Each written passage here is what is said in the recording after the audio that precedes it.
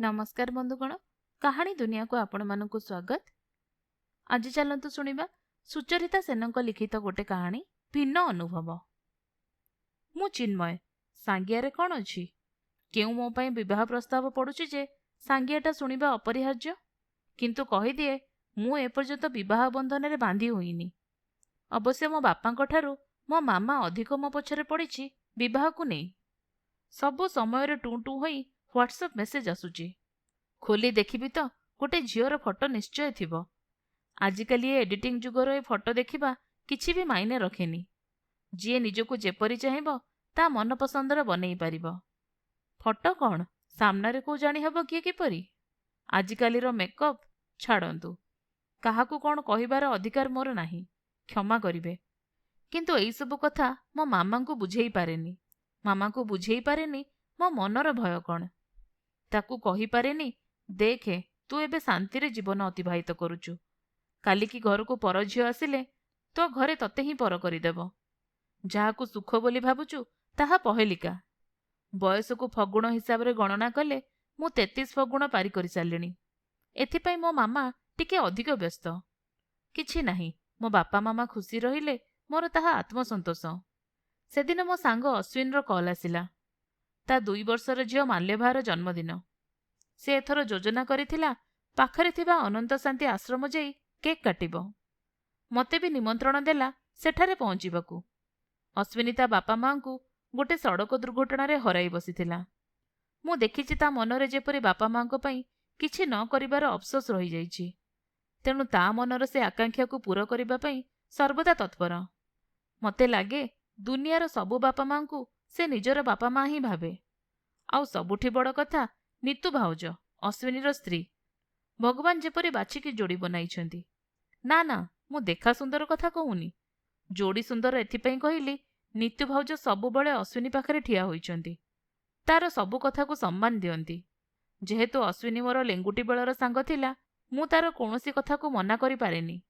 ताकू केवल एतिकी कहिली, केतेबेळे आउ केउ दिन पहुंचीबाकू पड़िबो कह। मु ता परदिन 11टारे पहुंची गली। मो पूर्वरु सेमाने सेठारे उपस्थित थिले। झियो हाथको उपहारटा बढ़ाई देली। अश्विनी आ भाउजंक सह कथा होई आश्रम बाहर विचरण करुथाए।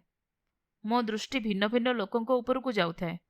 किए फूल गछकू अति श्रद्धार जत्न नेउथिले, किए सिमेंट चट्टाण उपरे बसी अनुलोम विलोम रे लागिथिले, किए निज निज भितरे कथा होई हसी हसी लोटी पड़ुथिले, किए पाइप धरी पानी देउथिले। लागुथिला समस्ते जेपरि निज कामरे व्यस्त, आउ से काम को अति जत्न श्रद्धा और आनंदरे करुचंती। मो मन को आसिला, सतरे एमाने खुशी अछंती ना खुशी रहिबार अभिनय करुचंती। आखपाखକୁ चाहिली। अदूरे जड़े वृद्ध जी कि मो जेजेबापा बयसर हेबे, से सिमेंट चौतारा उपरे बसी हाथरे माननीय श्रीजुक्त मनोज दासकर प्रभंजन पुस्तकटी पढ़ुथांती। जदि काहार पसंद हठात निज पसंद सहित मेल खाए, ताहले अचिन्हा होइकी भी भारी चिन्हा चिन्हा लागे। ए परिस्थिति मो पाई सेपरे थिला। वृद्ध जनक मो जेजेबापा बयसर थिले, आउ हातरे मो पसंदर पुस्तक भी। निजको अधिक समय अटकाई पारिलिनी, जाई बसी पड़िली तांका पाखरे। आउ एकथा भी मु हृदयंगम करे, किछि पढ़िला बेले काहार हस्तक्षेप मते जमा पसंद नुहे। ठीक सेहीपरि वृद्धंक पई अनुभव हेउथिला। टिके परे टिके तांको चाहुथिली। से किंतु निजको हजाई सारिथिले गल्प भितरे। मु टिके जोर करी कासिदेली, आउ तांको बाध्य कली मो उपरे ध्यान केंद्रित करिबाकू। मो योजना सफल हेला। से मते बुली चाहिले। मु भाबुथिली मथारे रेखा कुंचित करी, आखि को छोट करी, मुखरे राग नहीं चाहिए, किंतु सेपरी किछि नथिला। से मते हसिकी चाहिले। मो मनर द्वंद्व दूर होईगला। किपरि गोटे खुशीर संचार हेला मनरे। मु कौतूहल होई पचारि बसिली, आज्ञा, मो मनरे किछि प्रश्न अछि। कुहंतु तो ए चतुर्पार्श्व जेउ भली दृश्य देखिबाकू मिलुची, एहा कोन सत्य अथवा आनंद और खुशीर मुखापिंधा मुह? काहेकि ना निजर प्रयोजन, निजर परिवार और निज आत्मीय स्वजन ठारू दूरे रही किए कौन खुशी रही पारे? हसीदेले वृद्धा जनक, आ चश्माटी को आखिरु काढ़ी आनी कहिले, जीवन विचित्र। ताकू जेते मोर मोर कहिब तुमको सेते कष्ट देव। मु जेतेबेले मो पुओ बोहूंक सह रहुथिली, मो मनरे सबु समय डर रहुथिला। काले मु एपरी किछि करिदेबी, सेमाने रागिकी बार कथा कहिबे। सूर्य उदय ठारू अस्त पर्यंत दिन सारा शांति नहीं। ଲାଗେ ସେମାନଙ୍କର, ନାଇଁ ଖାଲି ସେମାନଙ୍କର କ'ଣ, ଏ ଦୁନିଆରେ ଯଦି କାହାର କିଛି ଅସୁବିଧା ହେଉଛି ସବୁ ମୋ ପାଇଁ। ନା କହି ହେଉଥିଲା ନା ସହି ହେଉଥିଲା।